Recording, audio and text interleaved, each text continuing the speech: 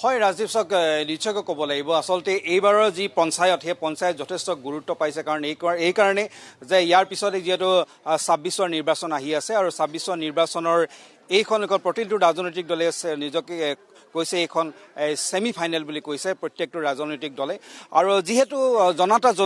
জনাৰ্দন আৰু ৰাইজে সকলোখিনি কৰিব গতিকে আজি পঞ্চায়ত নিৰ্বাচনৰ পুৱাৰে পৰা প্ৰতিটো ভোট কেন্দ্ৰতে যথেষ্ট সংখ্যক ৰাইজৰ উপস্থিতি দেখা পোৱা গৈছে ভোটাৰসকলে তেওঁলোকৰ নিজৰ পচন্দৰ প্ৰাৰ্থীগৰাকীক বিজয়ী কৰিবৰ বাবে তেওঁলোকে ইয়াৰ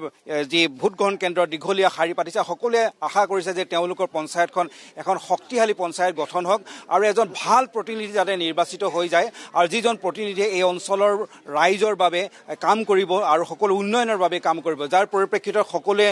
মনতে তেওঁলোকে এটা ভাল মন লৈ পুৱাৰে পৰা আহিছে প্ৰত্যেকটো ভোট কেন্দ্ৰতে দেখিছোঁ আমি দীঘলীয়া শাৰী আৰু সকলোৱে ভাবিছে যে এগৰাকী শক্তিশালী প্ৰাৰ্থী যাতে তেওঁলোকৰ অঞ্চলৰ পৰা যায় আৰু যিজন প্ৰাৰ্থীয়ে তেওঁলোকৰ অঞ্চলৰ উন্নয়ন কৰে আৰু সেইবাবে ৰাতিপুৱাৰে পৰা ৰাইজ আহিছে বাইদেউ কি আশা কৰিছে এবাৰ পঞ্চায়তখন কেনেকুৱা গঠন হ'ব বিচাৰিব আপুনি এখন ভাল পঞ্চায়ত গঠন হ'ব লাগে ৰাইজৰ হকে কাম কৰিব লাগে আৰু আমাৰ যিবিলাক ৰাস্তা ঘাট এইবিলাক আছে সেইখিনি উন্নতি কৰিব লাগে আৰু এইবিলাক বানপানীৰ সমস্যাবিলাক যে আছে সেইবিলাক সমাধান কৰিব লাগে এখন মানে নিকা পঞ্চায়ত গঠন হ'ব লাগে নিকা পঞ্চায়ত গঠন হ'ব লাগে কেনেকুৱা প্ৰতিনিধি নিৰ্বাচিত হোৱাটো বিচাৰিব আপুনি যোগ্য প্ৰাৰ্থী আৰু ডিব্ৰুগড় আমাৰ কৃত্ৰিম বানপানী বহুত অসুবিধা কৰে তাৰমানে নিৰাময় কৰিব লাগে এনেকুৱা এখন পঞ্চায়ত হ'ব লাগে এগৰাকী যোগ্য প্ৰাৰ্থী যাতে নিৰ্বাচিত হয় তাৰ বাবে সকলোৱে আগবাঢ়ি আহিছে বাইদেউ কেনেকুৱা এখন পঞ্চায়ত গঠন হোৱাটো বিচাৰিব আমাৰ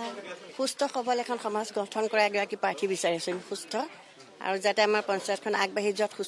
ভালকৈ মানুহগৰাকীয়ে সহায় কৰিব পাৰে নিশ্চয় এখন সুস্থ আৰু সবল পঞ্চায়ত গঠনৰ বাবে সকলোৱে ওলাই আহিছে আৰু প্ৰত্যেকগৰাকী প্ৰাৰ্থীয়ে মনত দৃঢ়তা লৈ আহিছে দাদা কি ক'ব কেনেকুৱা পঞ্চায়ত গঠন কৰিব বিচাৰে কি ক'ব কেনেকুৱা প্ৰতিনিধি কেনেকুৱা হোৱাটো বিচাৰিব নিশ্চয় কি ক'ব আচলতে ৰাইজৰ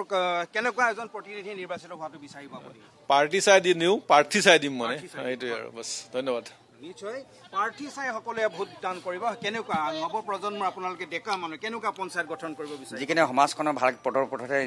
আগুৱাই নিয়ে যাব পাৰে তেনে এজন প্ৰাৰ্থীক আমি জয়যুক্ত কৰিব বিচাৰোঁ নিশ্চয় সমাজখন যাতে সুস্থ হ'ব একদম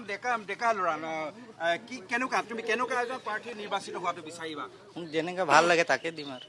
যিজন প্ৰাৰ্থীকে তুমি ভাল লাগে হয় সকলোৱে প্ৰাৰ্থী চাই ভোট দিবলৈ আহিছে আৰু দেখিছে আপোনালোকে দীঘলীয়া শাৰী ইয়াত আচলতে 3টা ভোট কেন্দ্ৰ আছে শুভ লক্ষণ এয়া গণতন্ত্ৰৰ বাবেই এটা শুভ লক্ষণ যে ৰাইজে পাৰ্টি নহয় প্ৰাৰ্থী চাইছে এগৰাকী যোগ্য প্ৰাৰ্থী তেওঁ লাগে কোন দলৰ হওক সেয়া